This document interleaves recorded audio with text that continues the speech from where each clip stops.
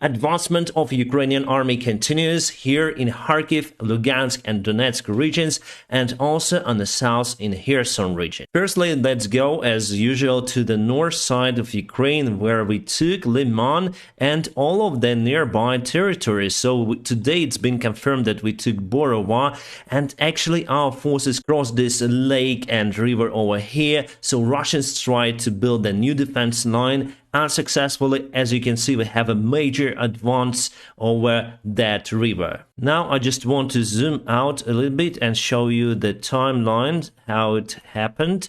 So it was yesterday and it is today.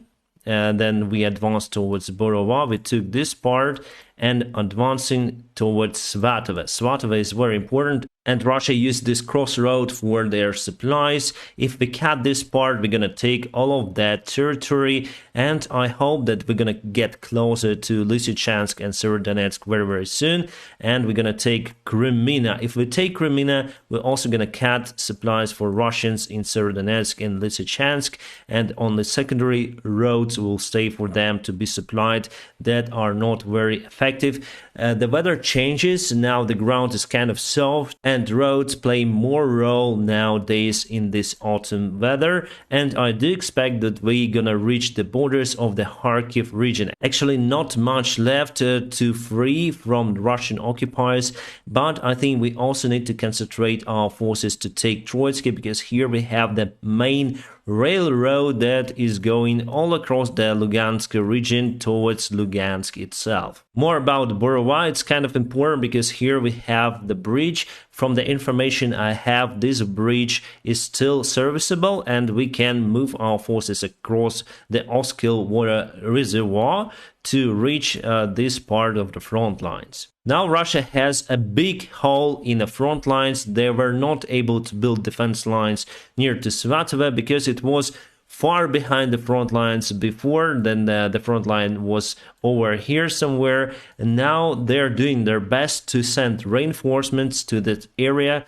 but so far unsuccessfully. As for Ukraine, we need to use this current situation. Then Russia is not able to mobilize all of their reserves, and all of them mobilized soldiers recently, those Alka soldiers, they are not yet on the front lines on a full scale. So we'll have around 1 up to 2 months of active actions to take our ground on the front lines, and I do expect many more counterattacks across the front lines, successful counterattacks for Ukraine. And you see this gray area over here, it means that there could be some of the Russians, but I think that it will turn blue very soon, and I think that we're gonna reach Svatove also very soon. Just want to measure the distance from the city to the front lines.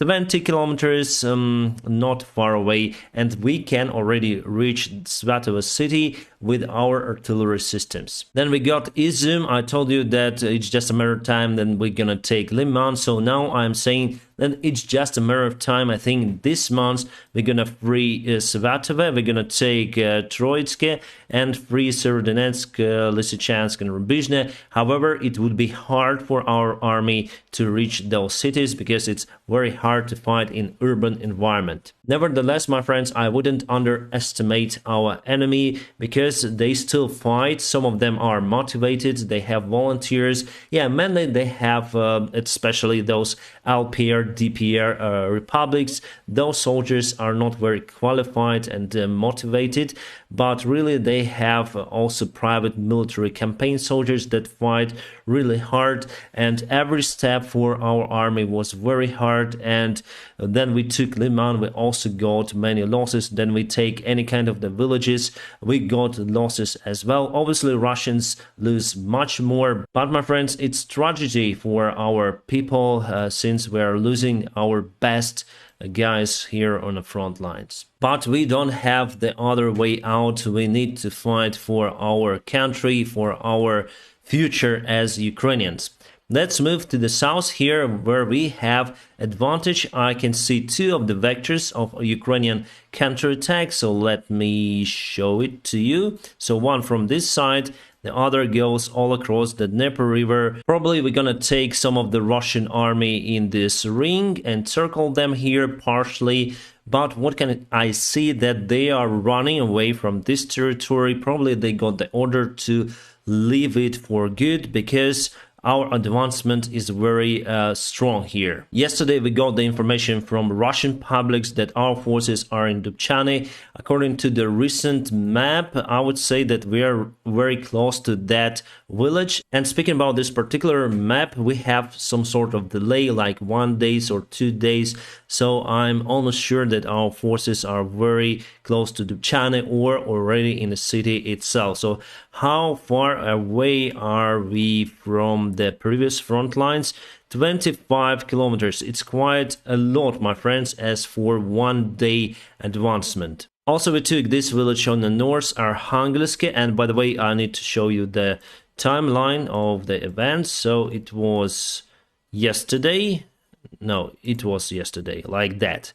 And it is today. Very huge. At first, I thought that it's impossible to encircle Russians over here, since we are advancing mainly across the Dnieper River, but also we have this advancement from this side. However, we're not taking that ground as fast as here, but we may encircle the Russian group which is based over here, and we're gonna reach Nova Kakhovka, cutting Russians into 2 parts. Basically, there's gonna be 3 parts. One is here, then we cut it to Nova Kakhovka. I hope it's gonna be like that.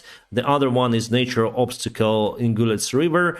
So we'll have like 3 parts of the Russian groups in this part of the Kherson region. Just to remind you, all of those bridges were cut, but still Russia may send some of their reinforcements and supply to that area because they have some of the ferries that may transport goods across the Dnieper River, but for 25,000 soldiers that they accumulated in this part, it's simply not enough. They need bridges, or at least pontoon bridges, but we use HIMARS rocket artillery systems to destroy any kind of the supply lines. In general, my friends, it's all about the front lines. As you can see, the most calm areas are here in Zaporizhia, and also Russia still tries to reach Bakhmut with the forces they have, mostly private military campaigns, but so far ineffectively. They've been demoralized by successful Ukrainian counterattacks, and we do expect more advantage from Ukrainian army this month.